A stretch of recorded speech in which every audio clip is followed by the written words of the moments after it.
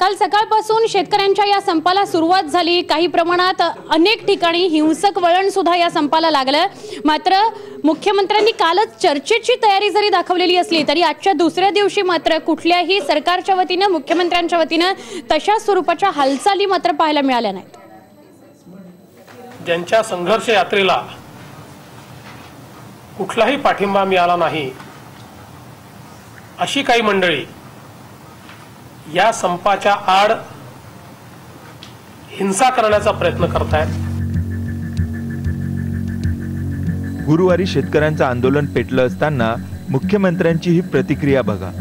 एकूण सरकार शेतकऱ्यांच्या संपाला फारसं गांभीर्याने घेतंय असं वाटत नाही। आता जरा एक नजर टाकूया, दुसऱ्या दिवशी शेतकरी आंदोलनाबाबत सरकार काही करत होतं का? मुख्यमंत्र्यांनी पहिली बैठक घेतली ती रायगडच्या नूतनीकरणाबाबत। यामध्ये जयकुमार रावल उपस्थित होते। त्यानंतर जपानशी आर्थिक संबंध वाढवण्यासाठी बैठक घेतली। त्यानंतर युवा आणि क्रीडा खात्यासोबतही बैठक झाली।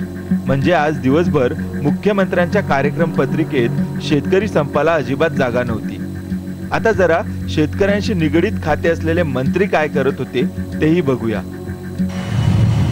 पद्युम मंत्री महादेव जानकर मुंबई बाहेर, कृषी मंत्री पांडुरंग फुंडकर मुंबई बाहेर, पणन मंत्री सुभाष देशमुख मुंबई बाहेर, महसूल मंत्री चंद्रकांत दादा पाटील मुंबई बाहेर।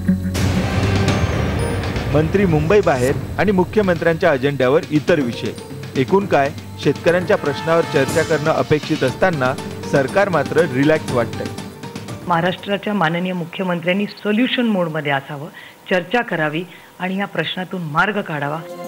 मुख्यमंत्री मंत्री यांचं तर सोडाच, पण मुख्य सचिव, कृषी सचिव, पणन सचिव यापैकी कुणाच्याही अजेंड्यावर आज शेतकरी संपाचा विषय नव्हता। संपाचं खापर विरोधकांवर फोडायचं, मध्येच अण्णा हजारेंची मध्यस्थीची तयारी। एकूण या संपाला सामोरे जाण्याऐवजी सरकार फूट पाडून संप मोडण्याचा प्रयत्न तर करत नाही ना, अशी भीती आता आंदोलक व्यक्त करतात। Bureau report, IBN Lokmat.